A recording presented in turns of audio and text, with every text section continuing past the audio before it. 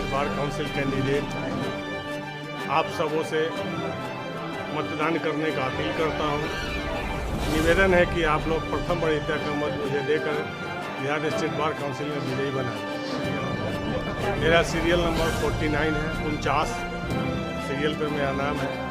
आप लोग अपना बहुमूल्य मत देकर मुझे विजयी बनावें। सभी चुनाव कल 20/12/2023 को 10 बजे से लेकर 4 बजे तक मतदान है। मतदान में अवश्य भाग लें और अपना मत प्रथम वरीयता पर देकर मुझे विजयी बनाने में मेरा मार्ग प्रशस्त करें।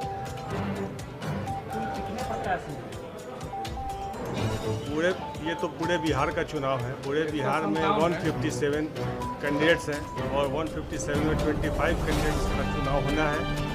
इसी 25 कैंडिडेट्स में जिनको मत मिलेगा, जिनको मतदाता बंधु चाहेंगे, वो विजयी होंगे। कई सारे साथी ऑलरेडी है, कैसे देखते हैं अपने आप को? देखिए, मैं किसी से अपनी तुलना नहीं करता।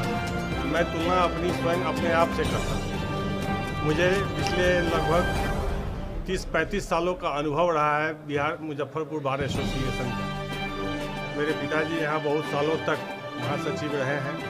मैं स्वयं भी मुजफ्फरपुर जिला बार एसोसिएशन का महासचिव रहा और जब मैं महासचिव था 2019 से 2021 तक, इस बीच में कोरोना काल भी आया और उन विपरीत परिस्थितियों में कोरोना काल में भी मैंने जो अपने अधिवक्ता बंधुओं को सहयोग किया, सहायता किया या फिर बार के विकास में जो योगदान दिया, ये शायद दूसरा उदाहरण नहीं मिलेगा।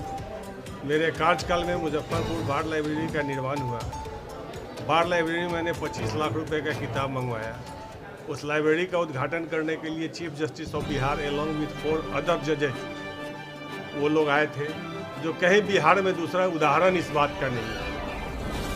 पिछले बहुत सालों से मैं देख रहा हूँ बिहार स्टेट बार काउंसिल का चुनाव होता है, लोग जीत करके जाते हैं, लेकिन बस वो अपने ही फायदे के लिए मशगूल रहते हैं।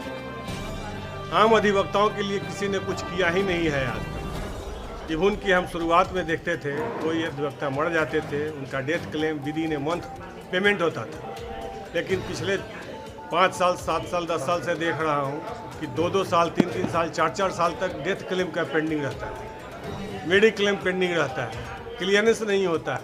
लेकिन जो बार स्टेट बार काउंसिल के मेंबर हैं, वो कभी गोवा घूमते हैं, तो कभी बनारस घूमते हैं, कभी कहीं घूमते हैं। पूरे देश विदेश में इनकी तफरीह चलती रहती है।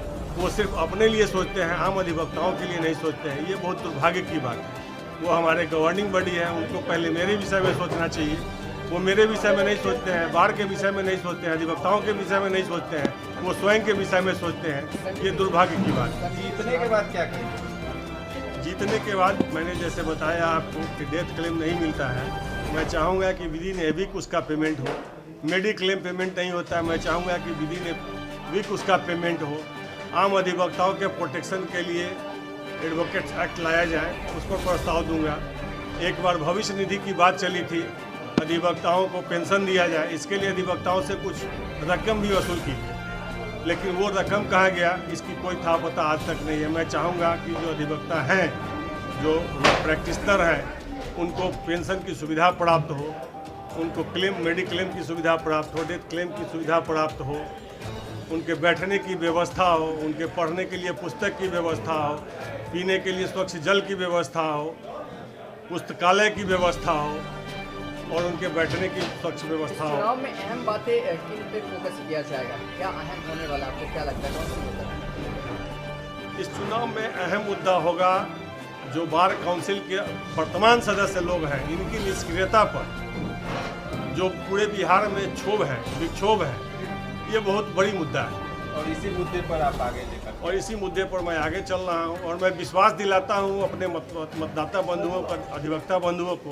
कि अगर मुझे और मेरे जैसे नए लोग को, कर्मठ लोग को, युवा लोगों को, काम करने वाले लोगों को बार काउंसिल का सदस्य बनाते हैं, तो निश्चित रूप से एक क्रांतिकारी परिवर्तन आएगी। बिलीव कैसे करें आप? मुझ पर बिलीव करने के लिए मेरे बातों पर बिलीव मत कीजिए, मेरे कामों पर बिलीव कीजिए। मैंने जो काम किया है उस काम का अवलोकन कीजिए और मेरे काम को देखने के बाद आप स्वयं मुझ पर बिलीव करेंगे, मेरी बातों पर बिलीव नहीं। जी, मेरा नाम प्रवीण कुमार हुआ, मेरा सीरियल नंबर 49 हुआ, बिहार स्टेट बार काउंसिल का मैं कैंडिडेट।